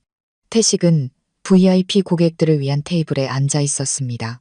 그곳의 판도는 평범한 사람이 보면 어지러울 정도로 컸습니다. 그는 지치고 초조해 보였고 그의 앞에는 칩더미가 절반 이상 줄어 있었습니다. 그는 돈을 잃고 있었습니다. 민주는 근처 테이블에 자리를 잡고 자신의 게임에 집중하는 척했습니다. 하지만 모든 신경은 태식에게 쏠려 있었습니다. 그는 조심스럽게 휴대폰을 꺼내 동영상 녹화 모드를 켜고 마치 문자를 기다리는 것처럼 테이블 위에 교묘하게 올려두었습니다. 태식의 얼굴과 테이블 중앙으로 밀려 나오는 칩더미를 모두 담을 수 있는 완벽한 각도였습니다. 태식은 게임을 할수록 돈을 잃었고 잃을수록 이성을 잃고 본전을 찾으려 애썼습니다. 그는 계속해서 술을 시켰고 얼굴은 술과 분노로 붉게 달아올랐습니다. 민주는 그가 1시간 만에 수억 원을 날리는 것을 지켜보았습니다. 마침내 칩이 모두 떨어지자 태식은 도박장 관리자를 불러 무언가를 급하게 적어 건네고는 새로운 칩 더미를 받았습니다. 민주는 카메라를 확대했습니다. 그것은 차용증이었습니다. 그는 필요한 것을 얻었습니다. 민주는 침착하게 게임을 마치고 남은 칩을 현금으로 바꾼 뒤 자리를 뜰 준비를 했습니다. 증거는 충분히 수집했습니다.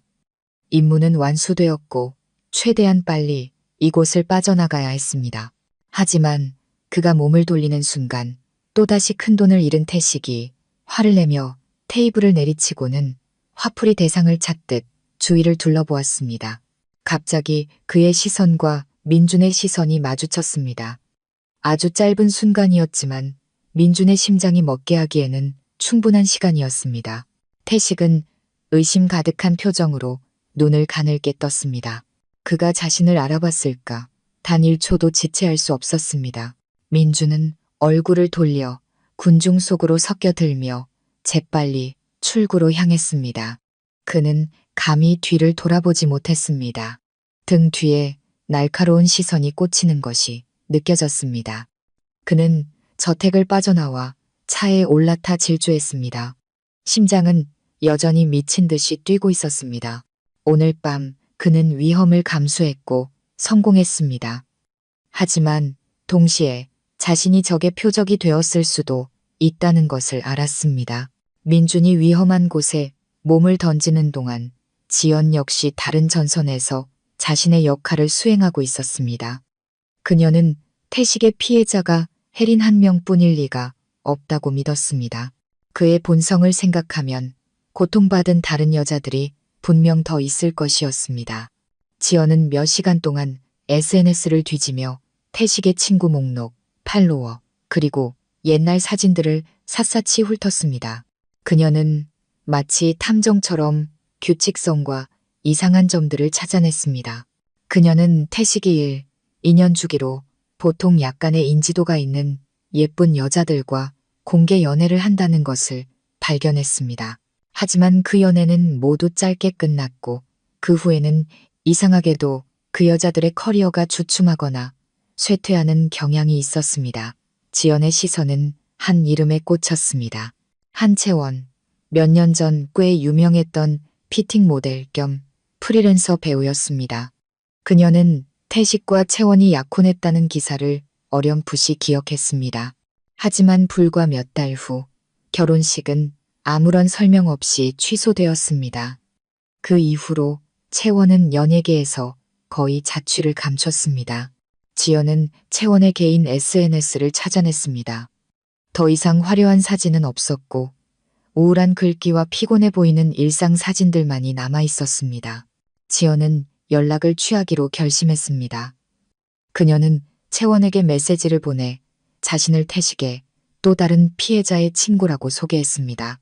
처음에는 채원이 답장하지 않았습니다. 지연은 끈기 있게 다시 한번 메시지를 보냈습니다. 민감한 문제라는 거 알아요. 하지만 제 친구가 지금 그 사람에게 협박과 정신적 괴롭힘을 당하고 있어요. 저희는 그 사람에게 맞서기 위해 증거를 모으고 있어요. 채원 씨가 유일한 피해자는 아닐 거라고 믿어요. 우리가 함께 목소리를 낸다면 그가 다른 사람들을 해치는 것을 막을 수 있을 거예요. 이 메시지가 무언가를 건드린 듯 했습니다. 한참 후 채원에게서 어디서 볼까요? 라는 짧은 2단어의 답장이 왔습니다. 지연은 안도의 한숨을 쉬었습니다. 그녀는 동맹군을 찾은 것입니다. 만남은 조용한 카페에서 이루어졌습니다. 실물로 본 채원은 사진보다 더 마르고 창백해 보였습니다. 그녀는 지치고 경계심 가득한 모습이었습니다. 말씀하세요. 뭘 알고 싶으신 거죠? 채원은 지연을 똑바로 쳐다보지 않고 물었습니다. 지연은 채원에게 혜린의 이야기를 들려주었습니다. 물론 가장 민감한 부분은 숨겼습니다. 그녀는 혜린이 태식에게 과거를 빌미로 협박당하고 있다는 점을 강조했습니다. 이야기를 다 들은 채원은 씁쓸하게 웃었습니다. 그놈 수법은 변한 게 없네요. 예전에 제가 파혼하자고 했을 때도 그놈은 똑같이 했어요. 우리 둘의 사적인 사진을 인터넷에 유포하겠다고 협박했어요. 돈을 써서 제 모든 활동을 막아버리겠다고 했죠. 이 바닥에서 다시는 고개도 못 들게 만들어주겠다고요. 그래서 동의하셨어요? 지연이 물었습니다. 달리 방법이 있었을까요? 채원은 한숨을 쉬었습니다. 저는 조용히 모든 것을 포기하는 대신 평화를 얻었어요. 그놈은 사람의 탈을 쓴 악마예요. 돈도 있고 힘도 있으니 자기가 모든 걸 조종할 수 있다고 생각하죠. 이제는 달라요. 지연이 단호하게 말했습니다. 우리는 더 이상 침묵하지 않을 거예요. 그놈의 불법적인 사업에 대한 증거도 손에 넣었어요. 우리는 그놈을 무너뜨릴 거고 당신의 도움이 필요해요. 당신이 증인으로 나서서 모든 진실을 이야기해 준다면 고발의 무게는 훨씬 더 커질 거예요. 채원은 침묵 속에서 생각에 잠겼습니다. 그녀의 눈빛은 두려움과 불타는 증오 사이에서 흔들렸습니다. 마침내 그녀는 고개를 끄덕였습니다. 좋아요. 돕겠어요. 너무 오랫동안 침묵했어요. 이제 그 악마가 자기가 저지른 죗값을 치를 때가 됐어요. 중요한 동맹군이 나타났습니다. 태식과의 싸움에 날카로운 창 하나가 더해진 것입니다. 민주는 귀중한 동영상을 손에 넣고 돌아왔습니다. 지연이 채원을 설득했다는 소식을 듣자 팀 전체는 더욱 힘을 얻었습니다. 그들은 이제 비장의 카드를 손에 쥔 것입니다. 문제는 이제 이 카드들을 어떻게 사용해야 최고의 효과를 낼 수 있느냐였습니다. 이 동영상을 경찰에 넘길 수 있어요. 혜린이 제안했습니다. 맞아. 민준도 동의했습니다. 그것도 방법이지. 하지만 도박죄만으로는 그놈이 그리 무거운 벌을 받지 않을까봐 걱정이야. 나는 그 이상을 원해. 그놈이 사회적으로 완전히 매장당하고 너와 채원 씨에게 저지른 짓에 대한 대가까지 치르게 만들고 싶어. 민주는 모두를 둘러보았습니다. 그의 머릿속에 대담한 계획이 떠올랐습니다. 우리가 덫을 놓고 그놈이 제 발로 걸어 들어오게 만드는 거야. 민준의 계획은 매우 치밀했습니다. 첫 번째 단계로 그는 사채업자를 통해 태식의 도박 빚을 사들였습니다. 이제 법적으로 민준은 태식의 채권자가 된 것입니다. 두 번째 단계로 그는 3번으로 태식에게 마치 조폭인 것처럼 문자를 보냈습니다. 내 놈 도박 빚, 이제 내가 인수했다. 24시간 안에 원금에 이자까지 전부 갚든가 아니면 나랑 이야기 좀 하든가 선택해. 도박 빚에 쪼들리던 태식은 이 문자를 받고 공포에 질렸습니다. 그는 빚을 갚을 능력이 없었습니다. 그는 서둘러 시간을 달라고 애원하며 무슨 이야기를 하자는 것인지 물었습니다. 민주는 답장했습니다. 사업 아이템이 하나 있는데 너처럼 말 잘하고 약삭 빠른 놈이 하나 필요해. 같이 일하면 빚은 없는 걸로 해주지. 내일 저녁 8시 청담 가든 혼자 와라. 태식은 지푸라기라도 잡는 심정으로 아무런 의심 없이 즉시 동의했습니다. 그는 불법적인 일을 논의하기 위해 어떤 조폭을 만날 것이라고 생각했을 뿐 그것이 그의 적이 파놓은 함정이라는 것은 꿈에도 몰랐습니다. 장소는 정해졌습니다. 청담가든은 사람이 많고 고급스러운 곳이라 공개적인 연극을 펼치기에 적합했습니다. 민주는 모든 것을 준비했습니다. 혜린과 지연은 근처 테이블에 앉아 동영상 촬영 모드로 휴대폰을 준비하고 있을 것이었습니다. 채원 역시 결정적인 순간에 나타나기로 약속했습니다. 다음 날 저녁 모든 준비가 끝났습니다. 민주는 레스토랑에 먼저 도착해 구석지지만 전체를 조망할 수 있는 자리를 잡았습니다. 심장이 평소보다 빠르게 뛰는 것이 느껴졌습니다. 두려움이 아니라 흥분 때문이었습니다. 거대한 연극의 막이 곧 내려질 것이었습니다. 그는 혜린과 지연의 테이블을 향해 가볍게 고개를 끄덕였습니다. 모두 제자리에 섰고 이제 주인공이 등장하기만을 기다리고 있었습니다. 태식은 약간 불안한 기색으로 청담 가든에 들어섰습니다. 그는 주위를 두리번거리며 누군가를 찾았습니다. 값비싼 옷을 입었지만 초조함과 피로감은 감출 수 없었습니다. 그는 채권자가 약속한 구석 테이블로 향했습니다. 한 남자가 그에게 등을 돌리고 앉아 있었습니다. 저, 형님, 강태식입니다. 그가 공손하게 말했습니다. 남자가 천천히 돌아섰습니다. 민준의 얼굴을 본 태식은 경악하며 얼굴이 종이처럼 하얗게 질렸습니다. 그는 그 자리에 얼어붙어 입을 벌린 채 아무 말도 하지 못했습니다. 많이 놀랐나 보네. 민준이 차갑게 비웃었습니다. 앉아, 채무자 양반. 네가 왜 여기에. 빚은. 그래, 맞아. 민준이 태연하게 말했습니다. 내 놈 도박빚, 이제 내가 주인이야. 그는 휴대폰을 꺼내 도박장에서 찍은 동영상을 틀었습니다. 그날 밤 내 멋진 모습을 다시 한번 감상해 볼래? 태식은 휴대폰 화면을 보며 얼굴에서 핏기가 완전히 가셨습니다. 자신이 덫에 빠졌다는 것을 깨달은 것입니다.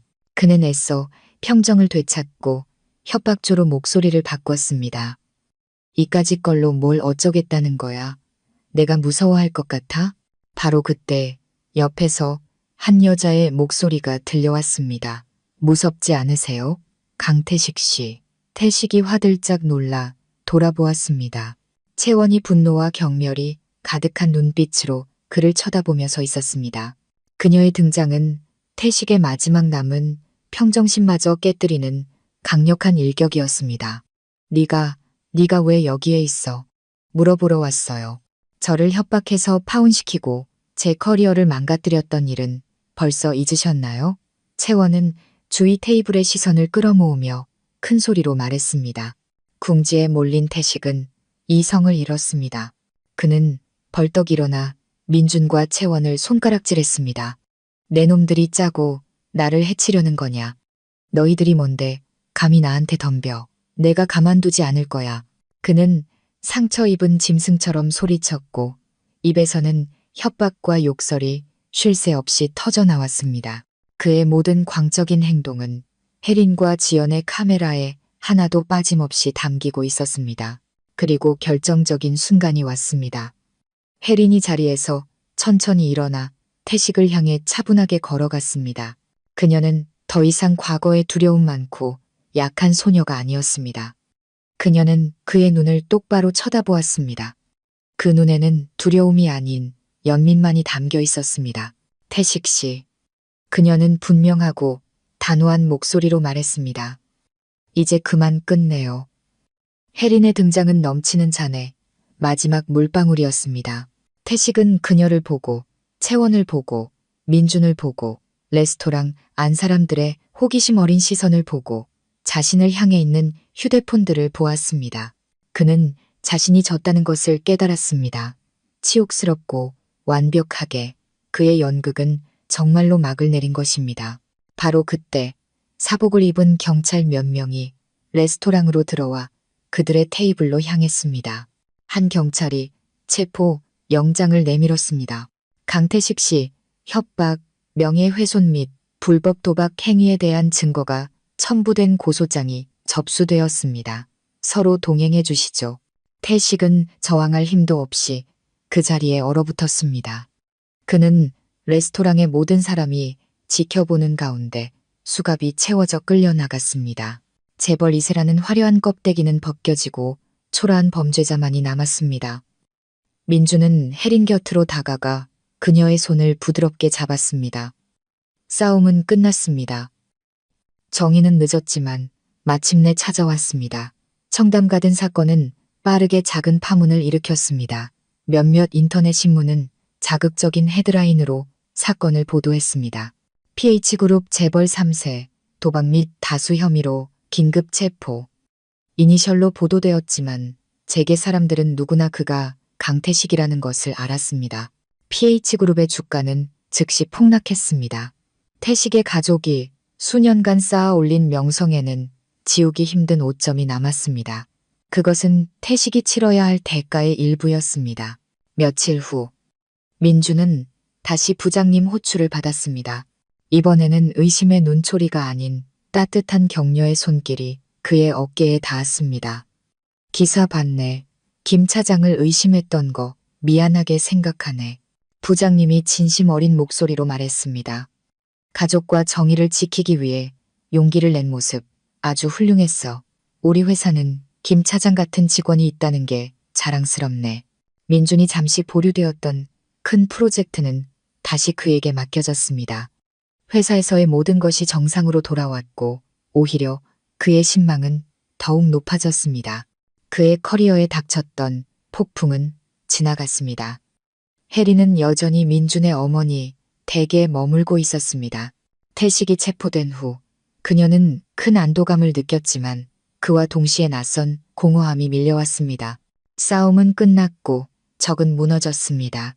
하지만 그녀와 민준의 미래는 여전히 물음표로 남아 있었습니다. 그들은 동지처럼 함께 싸웠지만 다시 부부로 돌아갈 수 있을지는 미지수였습니다. 그날 저녁 민준은 어머니 그리고 혜린과 함께 저녁을 먹었습니다. 식사는 따뜻했지만 어색한 분위기 속에서 진행되었습니다. 그들은 일이나 날씨 같은 시시콜콜한 이야기를 나눴지만 가장 중요한 주제는 애써 피했습니다. 식사 후 어머니께서 주무시러 들어가시고 거실에 두 사람만 남았을 때 민준이 먼저 입을 열었습니다. 이제 어떻게 할 생각이야? 그가 조심스럽게 물었습니다. 혜리는 약간 혼란스러운 눈빛으로 그를 바라보았습니다. 나도 아직 잘 모르겠어. 어머님이랑 오빠한테 더 패기치지 않게 다른 방을 알아봐야 할 것 같아. 서두르지 마. 민준이 재빨리 말했습니다. 그냥 엄마랑 같이 여기에 있어. 엄마도 너 있는 거 좋아하셔. 너무 성급하게 결정하지 마. 너 자신에게도 그리고 우리에게도 시간을 좀 더 주자. 그의 제안은 구속이 아닌 진심 어린 배려였습니다. 혜리는 조용히 고개를 끄덕였습니다. 그의 말이 맞다고 생각했습니다. 마음의 상처가 완전히 아물기까지는 시간이 필요했습니다. 바깥의 폭풍은 잦아들었지만 그들의 마음속에 남은 파도는 진정한 평온이 찾아올 때까지 다독여 주어야 했습니다. 몇 주가 흘렀고 삶은 점차 새로운 궤도에 올랐습니다. 혜리는 계속 민준의 어머니 댁에 머물렀습니다. 그녀의 존재는 집의 즐거움과 따뜻한 온기를 가져다 주었습니다. 어머니는 그녀를 며느리 이상으로 대하며 보살피고 이야기를 들어주어 그녀가 점차 미소와 자신감을 되찾도록 도와주었습니다. 그녀와 민준의 관계도 더욱 자연스러워졌습니다. 더 이상 서로를 피하지 않고 일상의 소소한 일들에 대해 대화를 나누고 함께 식사하고 저녁에는 같이 영화를 보았습니다. 그들 사이의 우정이 회복되면서 더 깊은 무언가를 위한 기반이 다져지고 있었습니다. 어느 날 오후 자신의 여행 가방을 정리하던 혜리는 낡은 서류 뭉치를 발견했습니다. 그녀가 떠나던 날 식탁 위에 놓아두었던 그녀의 서명이 담긴 이혼 서류였습니다. 그것을 손에 들자 아픈 기억들이 다시 밀려왔습니다. 그것은 파경의 증거이자 두 사람 사이에 존재했던 거리를 상기시키는 물건이었습니다. 그녀는 더 이상 이것을 외면할 수 없다는 것을 알았습니다. 마주할 때가 온 것입니다. 그날 밤 그녀는 이혼 서류를 들고 민준의 방으로 갔습니다. 그는 책을 읽고 있었습니다. 그녀가 들어오는 것을 보고 그는 고개를 들어 미소 지었습니다. 이제 그의 미소는 어색함 없이 정말로 따뜻했습니다. 오빠한테 할 말이 있어. 혜리는 그의 앞에 서류를 내밀며 말했습니다. 그것을 본 민준의 입가에서 미소가 사라졌습니다.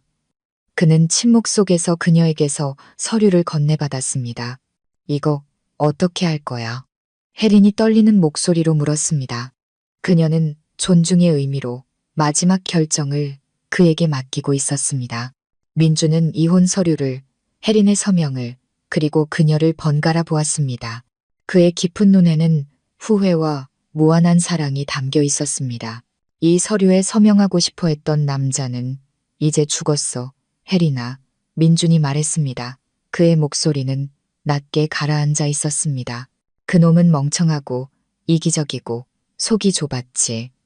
그놈은 내 진짜 모습이 아니라 자기가 멋대로 그려낸 완벽한 허상을 사랑했던 거야. 그놈은 너한테 자격이 없어. 그는 눈물이 고인 그녀의 눈을 똑바로 쳐다보았습니다. 하지만 지금의 나는 너를 사랑해. 강하고 꿋꿋하고 너그러운 서혜린을 사랑해. 내 과거와 흉터까지도 모두 사랑해. 그것들이 바로 지금의 너를 만들었으니까. 그 말을 마친 민주는 놀라는 혜린의 눈앞에서 이혼 서류를 반으로 그리고 또 반으로 갈기갈기 찢어버렸습니다. 그에게 그것은 처음부터 존재하지 않았던 것이었습니다. 그는 찢어진 종이 조각들을 쓰레기통에 버리고는 혜린에게 다가가 그녀의 손을 잡았습니다. 그녀의 눈에서 눈물이 하염없이 흘렀지만 이번에는 행복의 눈물이었습니다. 그들 사이의 마지막 벽이 완전히 무너져 내렸습니다. 민준의 손은 따뜻하고 굳건했습니다. 그는 그녀를 가까이 끌어당겼습니다. 집에 가자, 혜린아. 그것은 질문이 아닌 진심 어린 간청이었습니다. 혜린은 눈물 속에서 고개를 끄덕였습니다. 응, 집에 갈게. 그녀의 진짜 집은 그가 있는 곳이었습니다. 그들은 한때 보금자리였고 차가운 기억으로 가득했던 아파트로 돌아왔습니다. 하지만 이번에는 모든 것이 달랐습니다. 과거의 무거운 분위기를 지우기 위해 그들은 함께 모든 것을 새롭게 꾸미기로 했습니다. 거실 벽을 산뜻한 민트색으로 칠하고 낡은 소파를 더 푹신한 것으로 바꿨습니다. 함께 새 커튼을 고르고 베란다에는 푸른 화초 몇 개를 더 들여놓았습니다. 집안의 작은 변화 하나하나가 진실과 이해라는 단단한 기반 위에 그들의 관계를 처음부터 다시 쌓아 올리는 벽돌과도 같았습니다. 그들 사이에 친밀감도 돌아왔지만 예전보다 더 깊고 의미 있어졌습니다. 단순히 육체적인 것이 아니라 폭풍우를 함께 헤쳐나온 두 영혼의 결합이었습니다. 그들은 모든 것을 이야기했고 더 이상 어떤 비밀도 없었습니다. 어느 주말 민주는 혜린을 데리고 그녀의 고향으로 가 아버지의 산소 앞에 섰습니다. 그는 향을 피우고 정중하게 고개를 숙였습니다. 아버님, 걱정 마십시오. 이제부터는 제가 아버님을 대신해서 혜린이를 아끼고 지키겠습니다. 다시는 그녀가 어떤 상처도 받지 않도록 하겠습니다. 민준의 행동에 혜린은 깊이 감동했습니다. 그는 그녀의 과거를 받아들였을 뿐만 아니라 그녀의 가족까지 소중히 여겨주었습니다.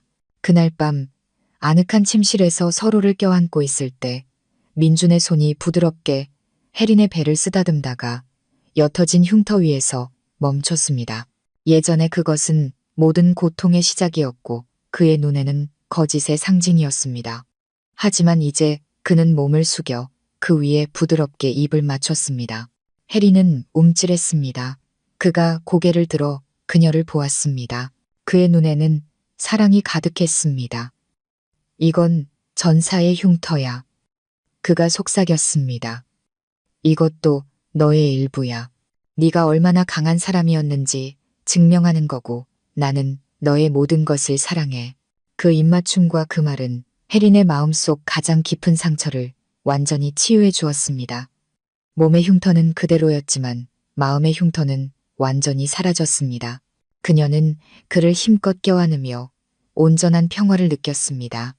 그들의 집은 이제 웃음과 사랑으로 가득 찬 진정한 보금자리가 되었습니다. 과거는 잊기 위해서가 아니라 현재의 행복이 얼마나 소중한지를 일깨워주기 위해 조용히 덮였습니다. 2년 후 그들의 삶은 평화롭고 행복한 새로운 장을 열었습니다. 태식은 그의 여러 범죄에 대해 마땅한 죗값을 치렀습니다. 그의 가족이 운영하던 그룹은 오랫동안 위기를 겪다가 결국 경쟁사에 인수되었습니다.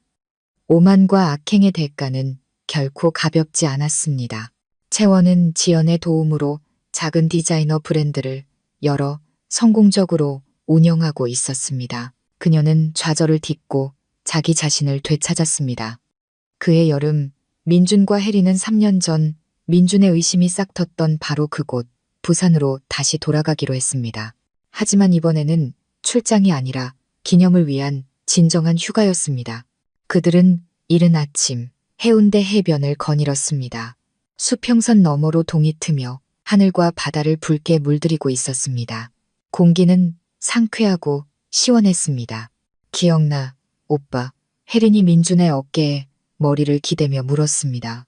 3년 전 이맘때 여기서 오빠가 나에 대해 조사를 시작했었잖아. 민준은 웃으며 그녀를 더 꽉 껴안았습니다. 당연히 기억하지. 그때 난 정말 바보였어. 시간을 되돌릴 수 있다면 혼자 해변을 헤매는 대신 너를 꽉 안아줬을 텐데. 하지만 그런 일들이 없었다면 혜린이 말했습니다. 지금의 우리가 있었을까? 우리는 가장 큰 시련을 함께 이겨냈잖아. 나는 아무것도 후회하지 않아. 그녀는 잠시 말을 멈추고는 그를 돌아보았습니다. 그녀의 눈에는 비밀스러운 행복이 반짝이고 있었습니다.